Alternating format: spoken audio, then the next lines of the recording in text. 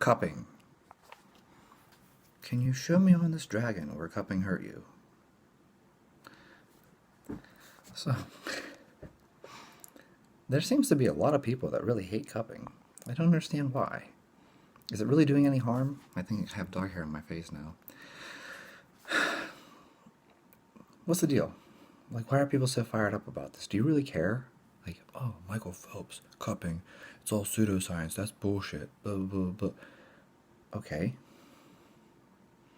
Why does it make you angry? Why are you upset about this? And does it matter? Is it doing any harm? Or did he still... Oh, he did win a gold medal. Oops. Lou, if you guys are into weightlifting, has these red circles on him. Cupping. Cupping. The Chinese weightlifters do cupping? Why would they do cupping? It doesn't work. It doesn't do anything for you. Now I'm going to give you guys a counter argument on why I think cupping actually does do something for you, but stay with me just for a second, because I'm not going to sit here and make some weird scientific argument like, oh, well, actually, people are just missing the fact that it does something incredible with the myokines, and no. Quick story. Years ago, I can talk about this because my wife doesn't watch my videos. I'm joking, she wouldn't give a shit. Years ago, a very, very long time ago, there was this kid that I'm not anymore. It's a person you have to accept the fact that you're not the person you used to be. And he was getting involved in MMA fighting. And I had a girlfriend, and she used to just sit and rub my shoulders. Now, I doubt that she was doing anything like mechanical. It's not like she weighed like 80 pounds, maybe 90 pounds at her heaviest ever. Like, she was super tiny. Do you really think that she was rubbing my shoulders with enough force to break up adhesions and change the muscle fibers? No, of course not. But it made me relax. I felt better. And I knew, for whatever odd reason, her rubbing my shoulders helped me to relax. So, I always asked her, hey, just rub my shoulders while I'm sitting here. Because, it's weird. If you guys get involved in MMA fighting and stuff like that, especially at the amateur level, you have no idea when the fight's going to start. Like, you're just sitting there waiting for the other fights to end. So it's not like you go on at 7. Like, this isn't like pro football where you have like a designated start time. Like, you guys just sit around and like there's a whole bunch of fights that night and you're just waiting for your turn.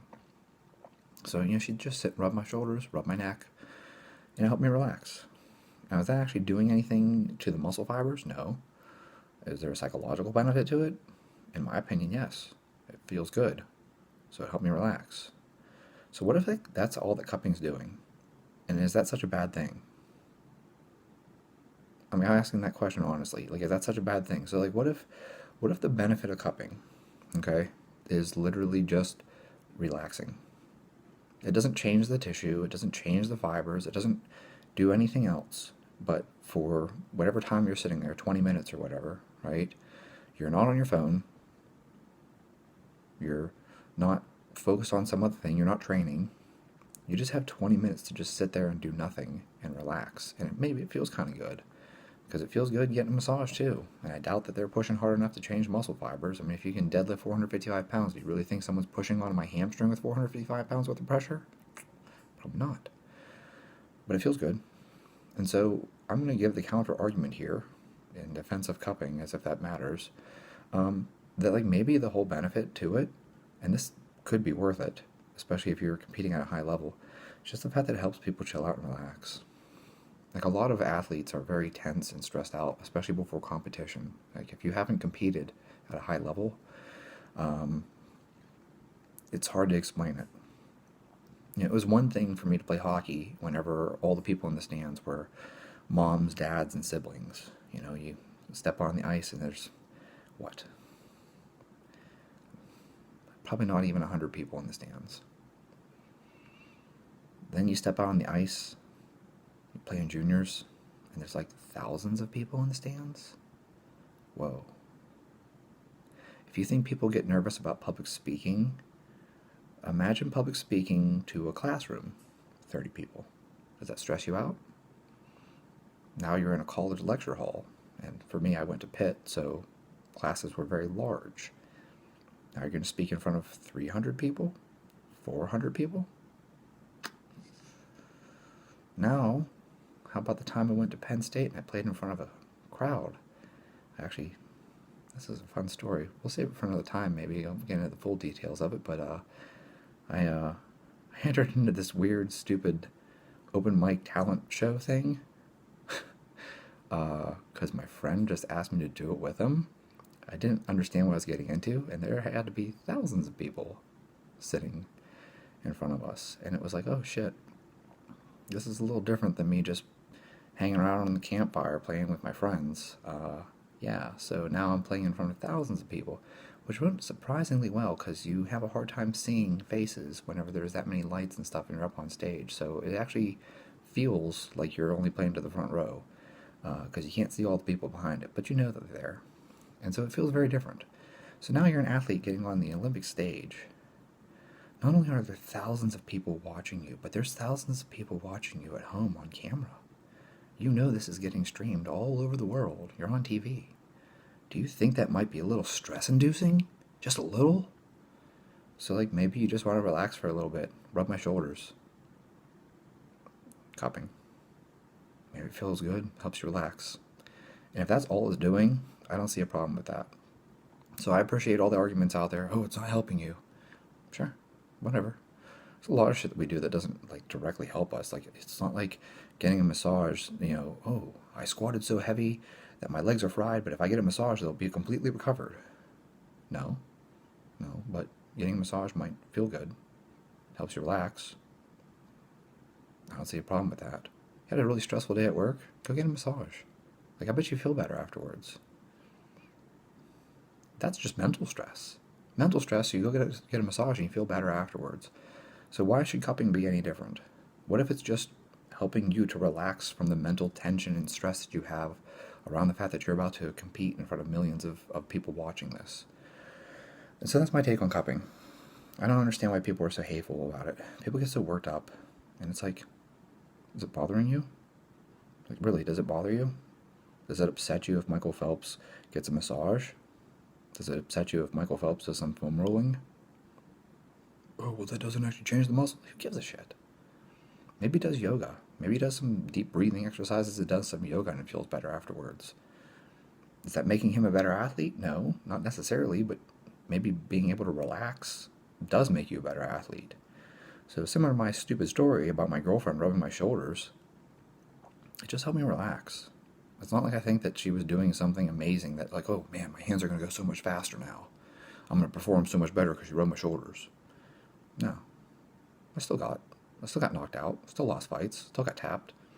But, it helps you relax, you feel better going into it. So I think the psychological side of it is really, we don't pay enough attention to that. Everyone talks about sports psychology, but no one actually practices it. Everyone's like, yeah, sports psychology, it's really important. Except at the moment someone does something to help themselves relax, you're like, that's pseudoscience. Fuck it then. Like, you either do or don't believe in the psychology of performance. If you don't, then I guess, I don't know, just get yourself just as stressed out as possible and see how well you perform. It's like I've talked about before. The really good players, the really good athletes, they're taking a nap. That's what I did when hockey. For hockey, you could find me in the locker room before games. I was just laying there taking a nap. Toss a towel over my face and take a nap. I wasn't stressed out. Because if you're confident, you're not stressed out. But tell you what, whenever the crowd gets bigger, I don't care how confident you are in your ability to play this game, being in front of that many people is a little unnerving, at least the first few times. So if this is your first time at the Olympics or something, or even your 10th time at the Olympics, I guess it wouldn't really matter because it happens only every 4 years, so it'd be hard for you to get used to it. Yeah, it's going to be a little stressful. Cupping, it just helps people relax. And is that such a bad thing? I don't know. Tell me what you think. Maybe you think it's a terrible thing. Maybe you think it's awful that athletes might relax. Maybe you hate cupping. Do you hate massage? Maybe. Comment below. Tell me.